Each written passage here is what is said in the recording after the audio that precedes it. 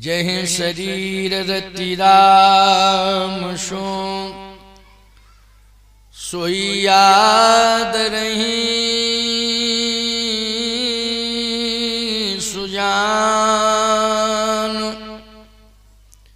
रुद्र देह तजनी है बस शंकर भय हनुमान। जान राम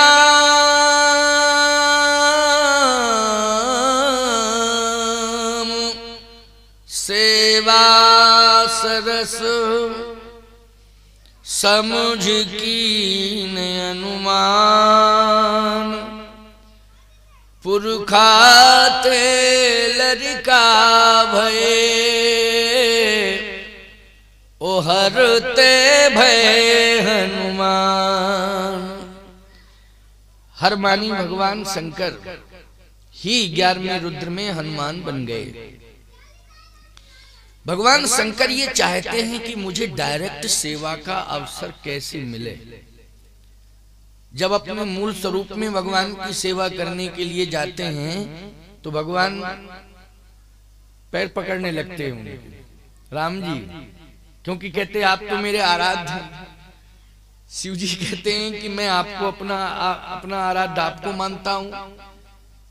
तो जब एक दूसरे की ओर बढ़ते हैं तो एक दूसरे हाथ पकड़ लेते हैं। अब भगवान शंकर ने कहा कि सेवा तो करनी ही है, सेवा के बिना तो जीवन ही अधूरा है। भैया एक बात बताएं, इष्ट की सेवा करने के लिए तो भगवान परेशान होता है। शिवजी जैसा महापुरुष वो भी चाहता है कि सेवा करने का अवसर मिले। देखो, वृद्धों की सेवा करना ये परम धर्म है, ये परम पुण्य है। और इसी सेवा के द्वारा मैं कहता हूं, नौजवानी में अगर वृद्धों की सेवा आपने कर ली तो ये समझ लेना कि आपकी तपस्या पूर्ण होने जा रही है। आप तप कर रहे हैं, वो जो सेवा कर रहे हैं वो ये सेवा रूपी तप है। वृद्ध कहीं भी आपको असहाय वृद्ध मिल जाए उसकी सेवा करो। उसमें ना जाति देखो ना उसके दोष देखो। बूढ़े में कभी दोष नहीं देखना चाहिए, ना बूढ़े की जाति देखना चाहिए। बूढ़े की सेवा करना चाहिए। बस तुम्हारी समझ में आ जाए कि इस वृद्ध को इस सेवा की जरूरत है तो उसकी सेवा करने में तुम लग जाओ। बस न उसमें तुम गुण दोष देखो, न उसके स्वभाव को देखो कि स्वभाव में कभी कभी ऐसा होता है ना, जो स्वभाव होता है ना वो थोड़ा सा चिड़चिड़ाने का, तेज स्वभाव। लोग कहते साहब तेज स्वभाव है हम जा नहीं सकते। नहीं, ये सोचो ही नहीं। आपको उसके स्वभाव पर भी ध्यान नहीं देना है, उसके दोषों पर ध्यान नहीं देना है, ना उसकी जाति पर ध्यान देना है, उसकी अवस्था पर विचार करना है। सेवा में लग जाओ। भैया, जब व्यक्ति बुढ़ापे में प्रवेश कर जाता है तो उसके समग्र दोषों को परमात्मा ही भूलने लगता है। परमात्मा भूलने लगता है, कहता है अरे अब तो बूढ़ा है, मेरे पास ही आने वाला है। हनुमान जी की धारणा ही है कि हम भगवान की सेवा करें, और भगवान शंकर के डायरेक्ट स्वरूप से राम की सेवा नहीं कराए तो 11वें रुद्र में वो हनुमान बन गए। हनुमान बन गए। और शंकर जी ये कह रहे थे कि हम आपको धरती, कल मैंने कथा में सुनाया था ना आपको कि भगवान शंकर ने ही उपाय बताया सबको कि ऐसे नारायण नर बन के आ सकता है। ये सलाह इन्हीं की है, भोले बाबा की। क्यों? इनको अपना दिखाई दे रहा था काम कि हमें सेवा करने का सौभाग्य मिले। क्यों? बोले मेरा नारायण बने नर और हम बने बानर और सेवा में लग गए। ये ताक में थे भगवान शंकर कि ये नारायण मेरा नर बने और हम तत्काल बानर बनेंगे और बानर बन के सेवा करेंगे। और जब नारायण का नरावतार हुआ तो नरावतार में ही भगवान शिव का बानर अवतार हो गया। बानराणाम धीशम रघुपत प्रिय भक्तम बात जातम नमामि। बानराणाम धीशम, भगवान शंकर बानर बन गए, हनुमान बन गए। गोस्वामी जी कहते हैं कि भगवान शिव हैं क्या? बोले भगवान शिव समत्व के देवता हैं। शिव समत्व के देवता हैं। वो शिव पूरे संसार के नाथ हैं, जिनको विश्वनाथ कहते हैं। लेकिन प्यारे, यही शिव जब सेवा करने का संकल्प लेकर आए हनुमान बनके, तो गोस्वामी तुलसीदास जी क्या कह रहे हैं? हनुमान सम नहीं बड़ा भागी,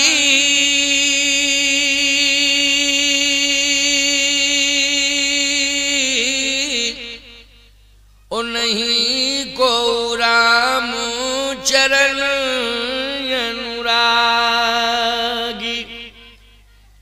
कहे हनुमान जी के समान तो इस संसार में कोई बड़भागी है ही नहीं। तो भोले बाबा ने कहा कि पहले हम विश्वनाथ थे, अब हम बड़भागी हो गए, संसार के सबसे बड़े बड़भागी हो गए। और नहीं को रामचरण अनुरागी, मेरे समान कोई रामचरण अनुरागी भी नहीं है, ऐसा संसार वालों ने सोच लिया है। और संसार वालों ने मुक्त कंठ से ऐसा बोल दिया है कि नहीं को रामचरण अनुरागी।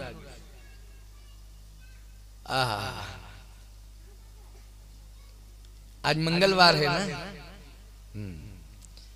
मंगलवार इस पूरी कथा में आज ही मंगल पड़ेगा, बाकी तो मंगल पढ़ना नहीं है। मंगल कहाँ? फिर तो शुक्रवार को विश्राम होगा, शनिवार भी नहीं पड़ेगा।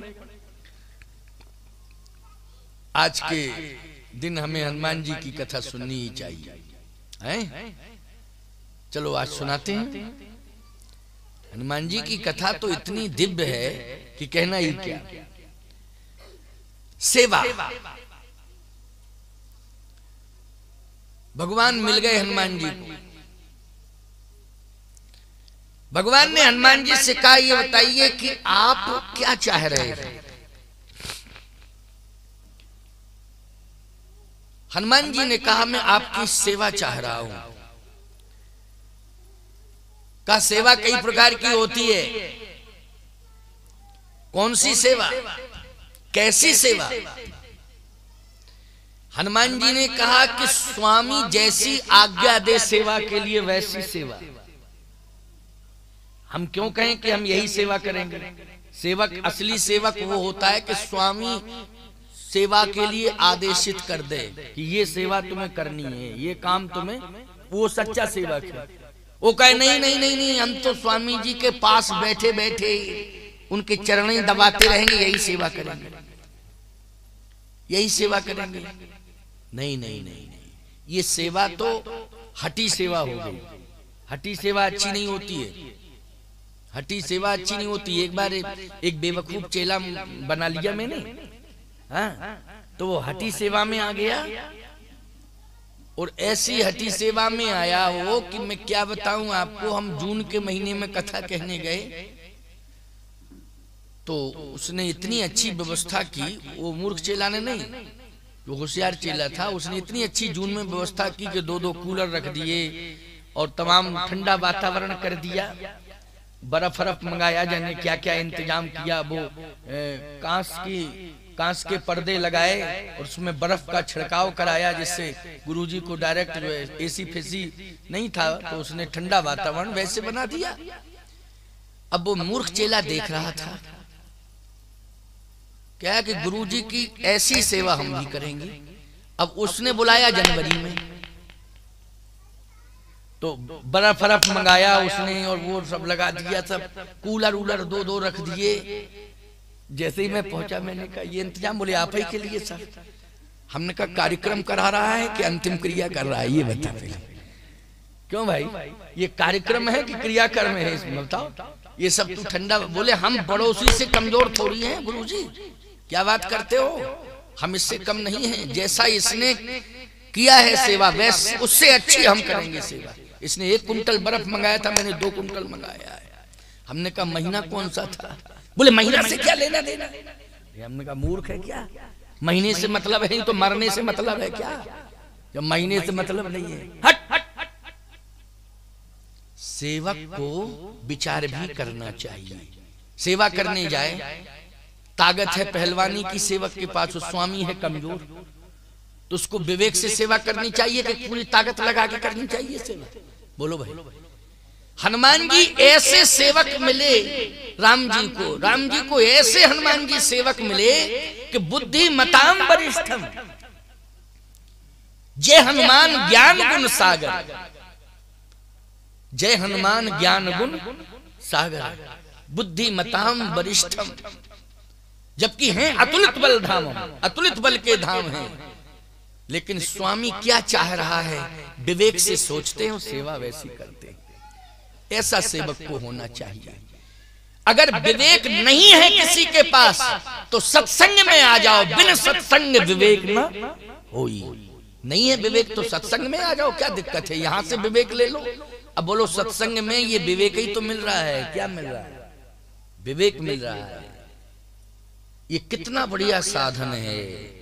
हर पहलू को समझने के लिए सत्संग बहुत अच्छा साधन है।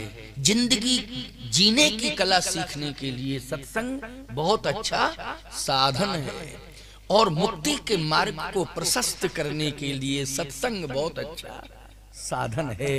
इससे उत्तम साधन कोई जगत में दूसरा है ही नहीं, और कलिकाल में तो है ही नहीं।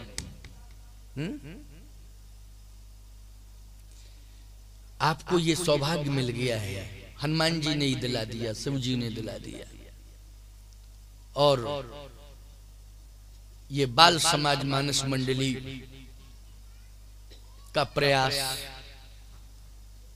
विशेष रूप से हमारे गोस्वामी वकील साहब का हमारे प्रति समर्पण, प्रेम, स्नेह, हमारा इनके प्रति विशेष स्नेह, इनका हमारे प्रति विशेष रूप से समर्पण, और आप सब जितने भी बैठे सबकी श्रद्धा जुड़ी हुई है।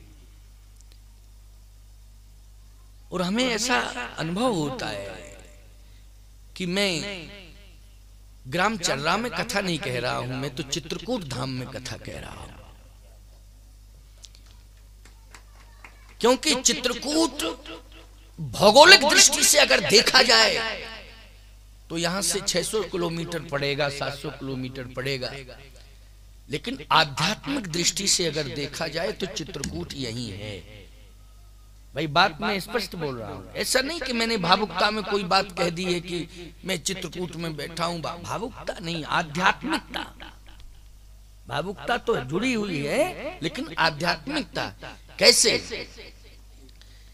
ये हमारा चित्त ही चित्रकूट है, लेकिन किस शर्त के साथ चित्त चित्रकूट है? जब ये चित्त हमारा कूटस्थ ब्रह्म से जुड़ जाए तब है चित्रकूट।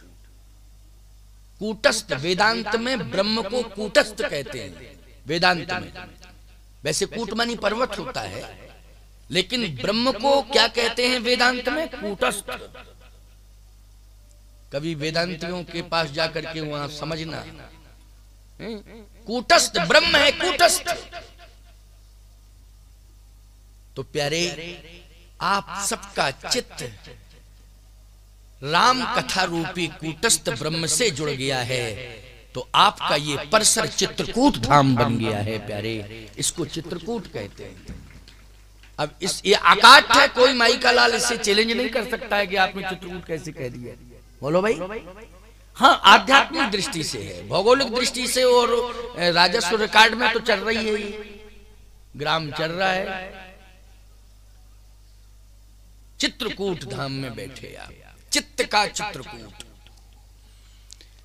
हनुमान जी ने कहा कि जो सेवा आप देंगे वही सेवा में लूंगा। आप बताइए ना, और जिस सेवा के लिए आदेशित जब जब आप करेंगे मैं वही सेवा आपकी करूंगा। भगवान ने कहा तो इस समय एक सेवा दे रहा। हाँ, आदेश करें प्रभु। इस समय मेरे पास रहकर मेरी सेवा करना, इसे मैं उचित नहीं समझ रहा हूं। फिर मेरी सच्ची सेवा तो यह होगी हनुमान कि तुम खोई हुई सीता का पता लगाओ, ये सच्ची सेवा होगी। एक बात बताएं भैया, आपके स्वामी की प्रिय वस्तु आपसे उससे दूर हो जाए, खो जाए, और आप स्वामी की सेवा कर रहे हैं तो सेवा उसे अच्छी नहीं लगेगी, क्योंकि उसका कुछ खो गया है। समझ गए हो कि नहीं? उसका कुछ खो गया है। उस समय सेवक सेवा करेगा लेकिन उसे सेवा अच्छी नहीं लगेगी, उलझन पैदा होगी। वो यही कहेगा हटो हटो, तुम क्या परेशानी में डाल दिया हमको, हटो यहाँ से, हमारा दिमाग ठीक नहीं है इस समय। क्यों? यही कहेगा कि नहीं स्वामी? वो सेवा अच्छी नहीं लगेगी। फिर यदि वो सेवक ये कह दे कि आपकी उलझन क्या है, अगर हम उसे दूर कर दें तो वो कहेगा सबसे बड़ी सेवा यही होगी। अगर हमारी उलझन को तू दूर कर रहा है तो इससे बड़ी सेवा और क्या होगी? क्यों भाई? यही अर्थ निकलता है कि नहीं? इससे अच्छी सेवा और दूसरी हो नहीं सकती है। तो भगवान राम ने कहा कि हे हनुमान, सबसे बड़ी सेवा ये होगी कि तुम सीता का पता लगाओ।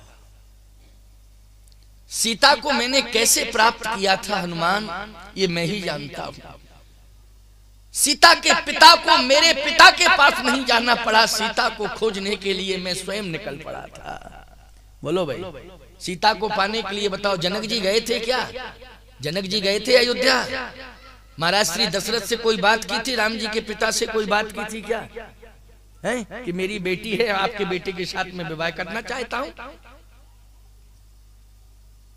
सावधान।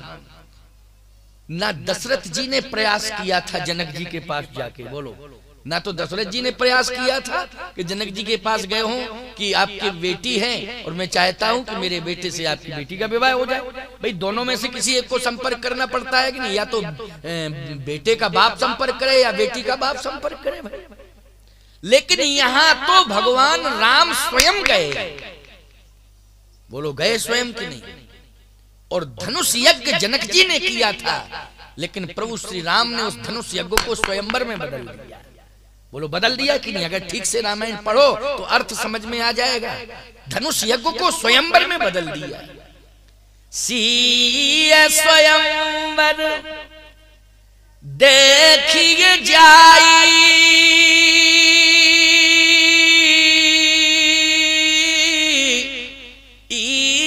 काहे धोंदे बड़ाई।